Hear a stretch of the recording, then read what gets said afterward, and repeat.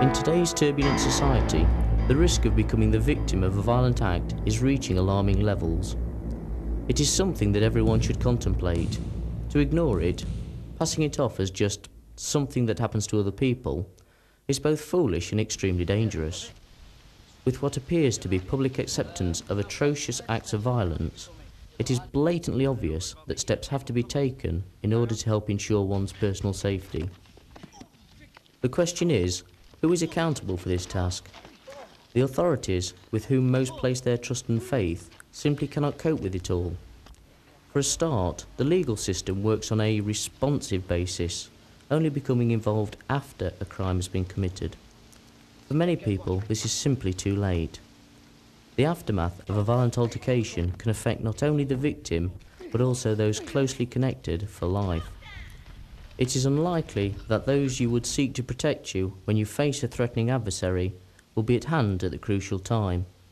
You will have to face the danger alone, relying upon your own abilities in order to secure your personal safety and survive your ordeal.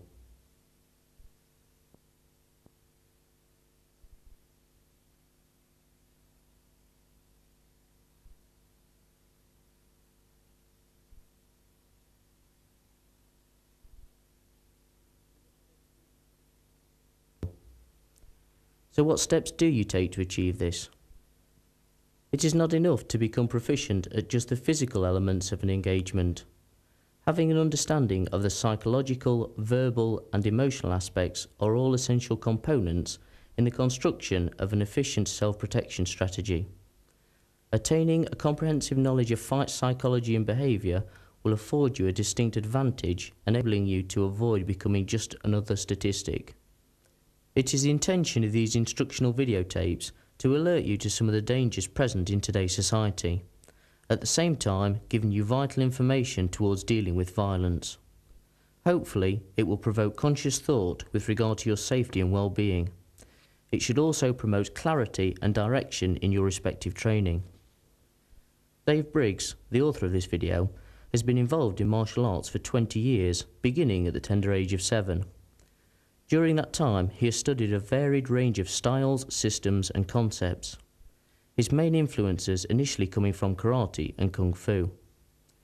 Having endured several years of rigorous, disciplined traditional training, he has constructed a sound foundation from which he could progress. During the late 80s, Dave enjoyed measured success on the SK fight circuit, achieving national top 15 ranking 2 years running. In 1989, he attained his instructor's qualification in Chinese boxing under the scrutiny of the inspirational Ray Hackett, 3rd Dan.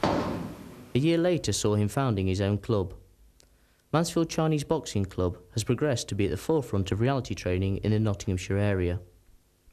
It was about this time that he began regular door security work, having previously done cover work for friends.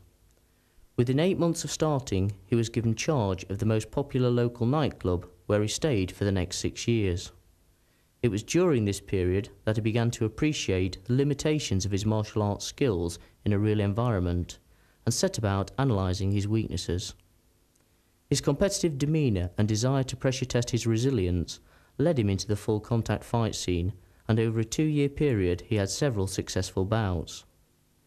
Even with the addition of full contact training, Dave felt there was still more he could do in order to hone his skills for a realistic environment. In October 1993, after seeing an advertisement in a national martial arts magazine, he travelled to Leeds to meet Peter Considine, Joint Chief Instructor of the British Combat Association, to discuss membership and affiliation. He hasn't looked back since. Soon after joining, he became a member of the Register and Association of Self Protection Instructors, as well as a registered Shodan 1st Dan black belt. With the guidance and influence of Peter and Jeff Thompson, in addition to that of Ray Hackett's, they've gradually moved away from sports-oriented training and focused on the real approach, formulating a structured training regime. As a direct result of this change of direction, they began to appreciate the mental aspects related to confrontation and so began researching the topic intensely. Since 1994, he has frequently constructed self-protection programs for both the public and private sector. He has delivered courses for children with learning difficulties, nurses, teachers, doormen, and in particular teenagers. Dave has been the registered instructor for self-defence on behalf of Nottinghamshire Youth Services since 1996. In November 1994, he attained his second-degree black belt grade in Chinese boxing. By now, all of Dave's training was reality-based. A great deal of the tuition he carried out drew heavily upon his live experiences, namely as a result of his door work.